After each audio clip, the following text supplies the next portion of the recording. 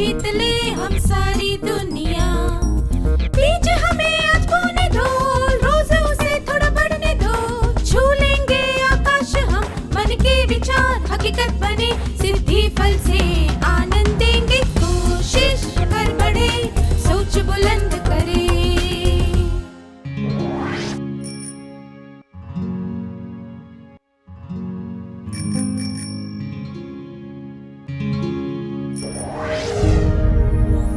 नमस्ते छात्रों, आप सबसे फिर से मिलकर खुशी हुई। आप में से कितने लोगों को फुटबॉल खेलना पसंद है? क्या आप में से कोई एक छात्र ये बता सकता है कि कैसे खेला जाता है और हार या जीत कैसे तय होती है?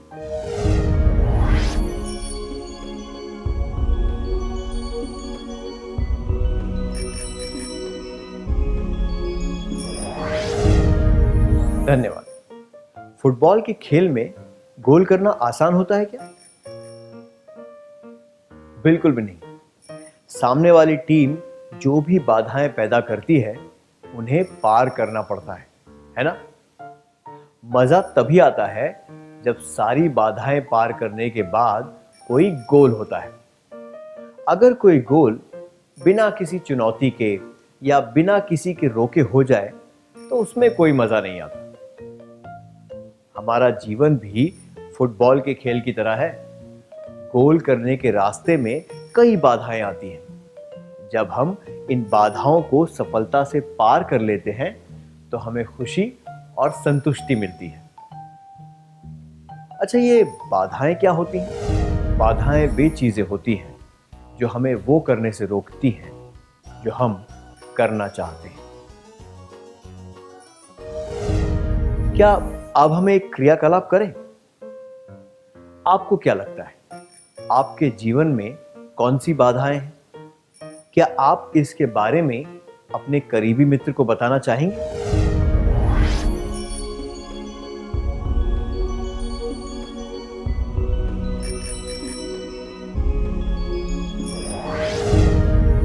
जब हम नजदीक से देखते हैं तो हमें पता चलता है कि जीवन में आने वाली बाधाएं हमेशा बढ़ती रहती हैं।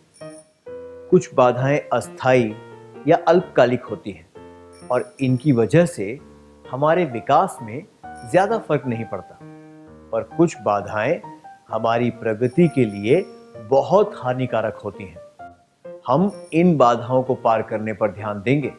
हमारी राह में आने वाली कुछ बाधाएं हमारे नियंत्रण में होती हैं। उदाहरण के लिए, अगर किसी को लगता है कि खराब लिखावट की वजह से वो अच्छा प्रदर्शन नहीं कर पा रहा है, तो ज्यादा परेशानी उठाए बिना वो उसे सुधार सकता है।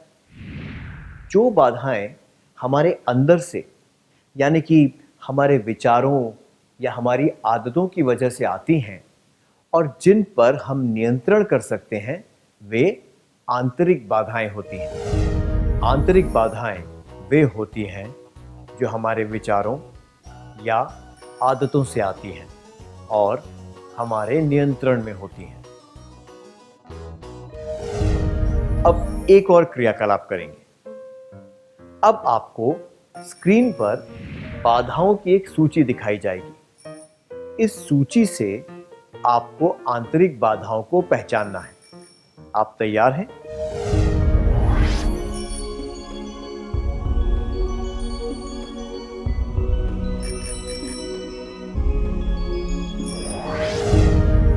धन्यवाद, बहुत बढ़िया किया। क्या अब हम उत्तर जांच लें? आंतरिक बाधाएं: आलस, खुद को हीन समझना, उत्साह की कमी, गुण अथवा योग्यता की कमी, अज्ञानता, खराब सेहत। आइए इन सब बाधाओं को पार करने के बारे में एक एक करके जानते हैं। पहली बाधा है आलस।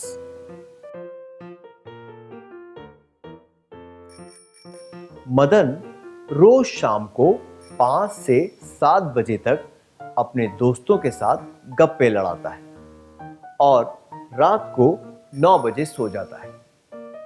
वो सुबह 7 बजे उठकर अपनी दिनचर्या में लग जाता है। आमतौर पर उसे सबके सामने रोज डांट पड़ती है क्योंकि वो अपना गृह कार्य पूरा नहीं करता। अगर आप मदन के दोस्त होते तो उसे क्या सलाह देते? क्या आप दोनों इस दृश्य का अभिनय करके दिखा सकते हैं?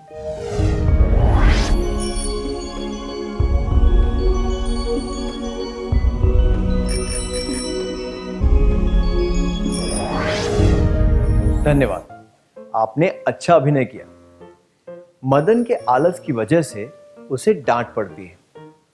अगर वो बातें करने और सोने में कम समय बिताए और पढ़ाई व गृह कार्य पर ज्यादा ध्यान दे तो उसे रोज डांट नहीं पड़ेगी। उसे आलस, भुलक्कड़पन, देरी, काम को टालना और ज्यादा सोना जैसी बाधाओं को दूर करते हुए अपने समय का सदुपयोग करना चाहिए। हमें आलस, भुलक्कड़पन, देरी, काम को टालना और ज्यादा सोना जैसी बाधाएं दूर करके अपने समय का सदुपयोग करना चाहिए। अब एक क्रियाकलाप। क्या आपको लगता है कि आलस, भुलक्कड़पन, काम को टालना जैसी आंतरिक बाधाएं आपकी प्रगति को रोक रही हैं? अगर हां, तो क्या आप सोचकर बता सकते हैं कि इनमें से किसी एक बाधा को पार करने के लिए आप क्या करेंगे? कृपया अपने विचार नोटबुक में लिखें और उसके बाद सबको बताएं।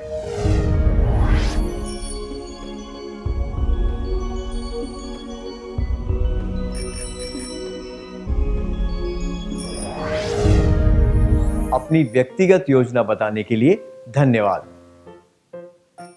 आइए अब अगली बाधा के बारे में बात करते हैं, खुद को हीन समझना।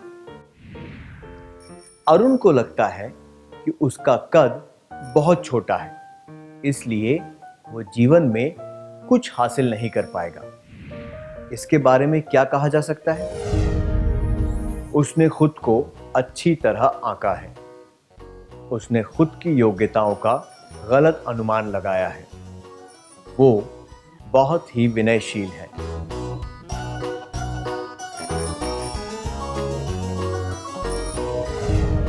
अरुण ने अपनी योग्यताओं का गलत अनुमान लगाया है, इसलिए उसे लगता है कि उसका कद बहुत कम है और वो सफल नहीं हो पाएगा।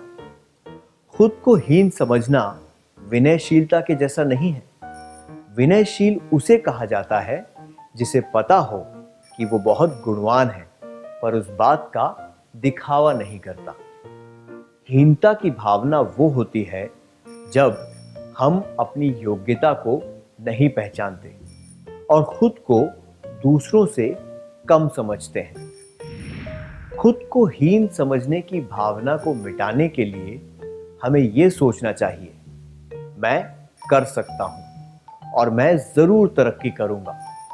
इस प्रकार दृढ़ प्रयास से हम इस बाधा को पार कर सकते हैं। हमें खुद को हीन समझने की भावना को दूर करने के लिए यह सोचना चाहिए कि मैं कर सकता हूं और मैं जरूर तरक्की करूंगा और दृढ़ता से प्रयास करना चाहिए। अब एक और क्रियाकलाप। अरुण के दोस्त श्याम ने उसे सलाह दी कि उसे खुद का आत्मविश्वास बढ़ाना चाहिए और यह सोचना चाहिए कि वो भी सफल हो सकता है। ऐसा करने से वो खुद को हीन समझने की भावना से उभर पाएगा। क्या आप दोनों इस दृश्य का अभिनय करके दिखा सकते हैं?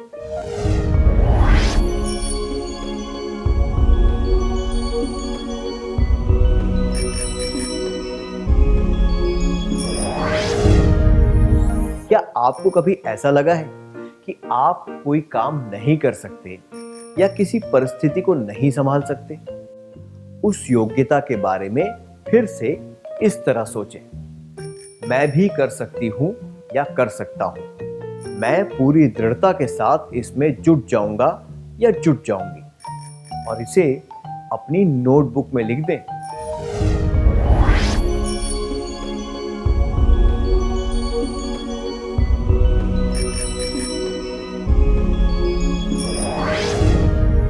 मैं आशा करता हूं कि आप अपने प्रयास में सफल होंगे। क्या अब हम उन बातों का सार संक्षेप कर लें जो हमने आज सीखी है?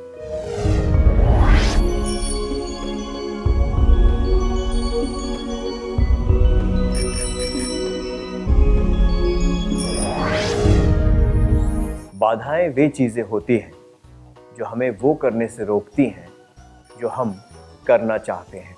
आंतरिक बाधाएं वे होती हैं जो हमारे विचारों या आदतों से आती हैं और हमारे नियंत्रण में होती हैं।